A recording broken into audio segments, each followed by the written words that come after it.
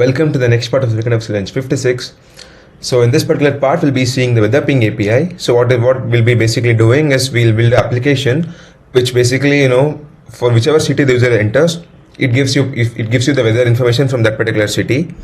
So yeah, let's begin. I mean, the problem statement is very simple. So first we'll see the program.cs. So in this program, what we have building is basically first we are building the we are creating the builder with arguments, and then we are adding the controllers, then adding memory cache, because once if a user has already searched, let's say Bangalore, and then if he again tries to search Bangalore, then you should store it in the cache memory, because again going to the server, getting a post request and then again getting it from the server is difficult.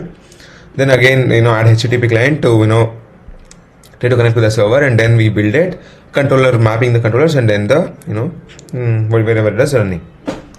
So yeah, let's see with the controller.cs. So in this particular program, here we have initially we have a class which is basically the inherited class from the controller base, and then we have the read-only cache and then HTTP client factory.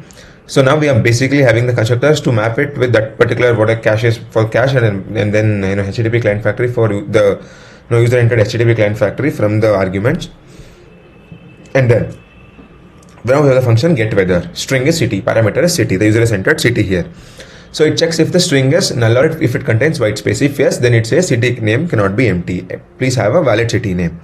Then after the user enters a city name, then it basically trims the city name, removes the blank spaces, and then converts it into lowercase.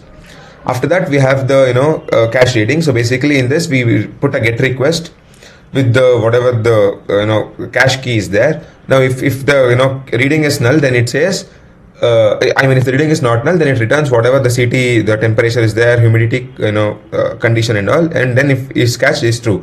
So basically what we are doing is first after the user enters the city, we're first checking it in the cache. If it is present in the cache, then we're directly giving it. If it is not present, then we are creating a URL to connect with the server. Simple.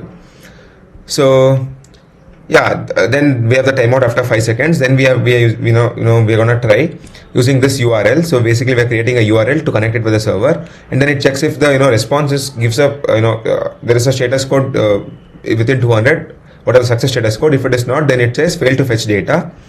If it is successful, then what happens is basically we have to convert that from string into JSON object. So we are converting that from the string into JSON, and then we have the current condition. So basically we are using get property to get the current condition. After that, we have the weather reading.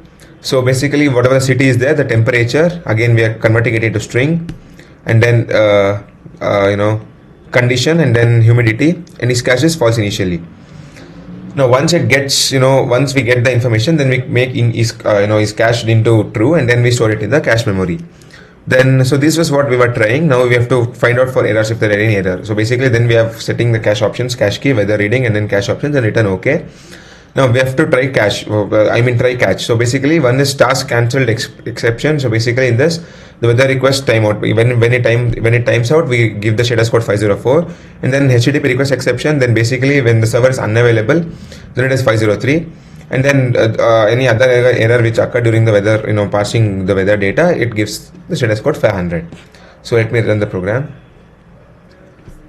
So let me enter the city as Bengaluru, and then I'll ping data. So you can see we have the city, temperature, condition, humidity, and then is cached is false initially. So you can see all the details currently in Bangalore. So now what I'll do, I'll enter this again and ping data. Here you can see is cached is true because it came quickly, because it was already cached. Now I'll search for Mumbai.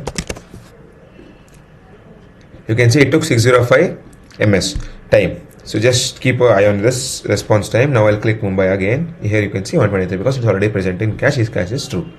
So let me submit the program. This was quite simple.